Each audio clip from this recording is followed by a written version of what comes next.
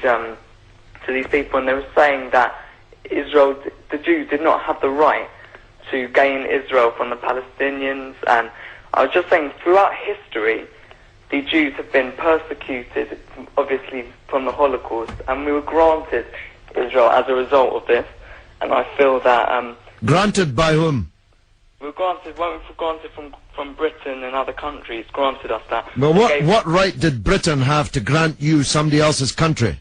Well, it's due because we lost 6 million people. No. I'm not arguing about that. I'm going to come on to that. But what right did Britain have to grant you somebody else's country?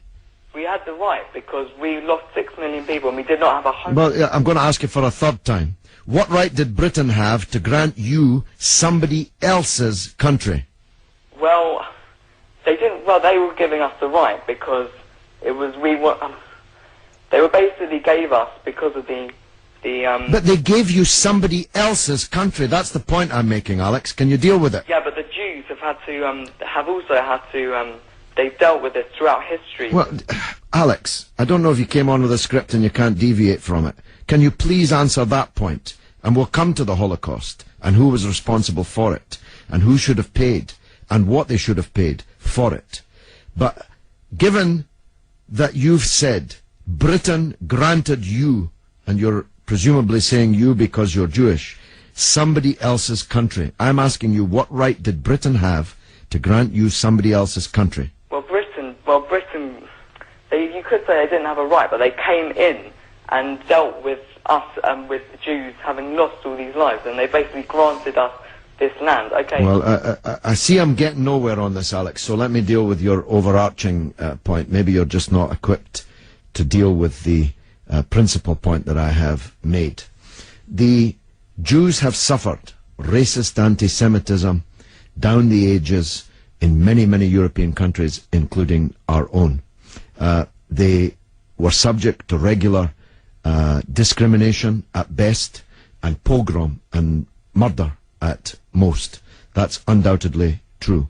The one place in the entire world that Jews were neither discriminated against nor subject to pogrom was the Muslim world. In fact, so much was that the case that when Christianity came back to power in Spain, in Andalusia, in the western extent of the Islamic Empire, when the Muslims left, the Jews left with them because they feared the Christian anti-Semitism which would be unleashed in the wake of the departure of the Islamic civilization in the West.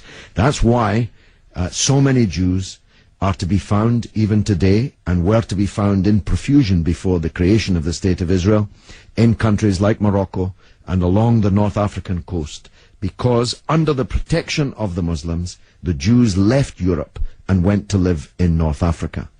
The Palestine that was wiped off the map when Britain granted you somebody else's country had Jews living side by side with Christians and Muslims for century upon century without the slightest trace of discrimination or violence or pogrom. So, what's happened is that Christian anti-Semitism in Europe, which massacred 6 million Jews in the greatest crime in human history, was paid for not by the Christian countries of Europe that either practiced or turned a blind eye to that anti-Semitism, but was paid by the very people who were completely innocent of that Holocaust, who had never persecuted the Jews, who had never pogromed the Jews. And that seems to me to add insult to the injury suffered by a people whose country was wiped off the map, who were dispersed into exile, to make way for a Zionist idea which was granted to European Jews, because these were the first settlers, granted to European Jews by Britain.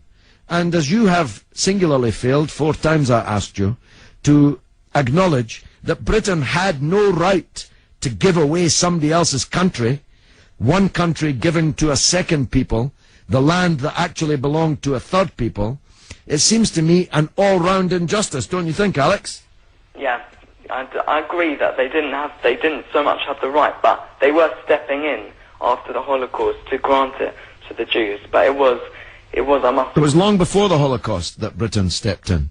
Britain stepped in 1917 with the Balfour Declaration made by the British Minister Balfour on our behalf to a group of atheistic Zionist Jews. I make the point about atheism because it's now claimed that this is some biblical land right, as if God was an estate agent.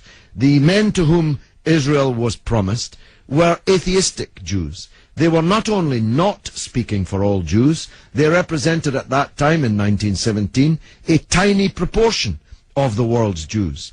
Most of the world's Jews supported communist or socialist parties and ideas at that time. The Zionists represented a tiny sliver of Jewish opinion at that time. Yet Balfour promised them the land which belonged to a third people, without consulting either the British or the world's Jews, and least of all, consulting the Palestinians. Okay, well, thanks very much for talking. Okay, Alex, thanks for listening, my friend.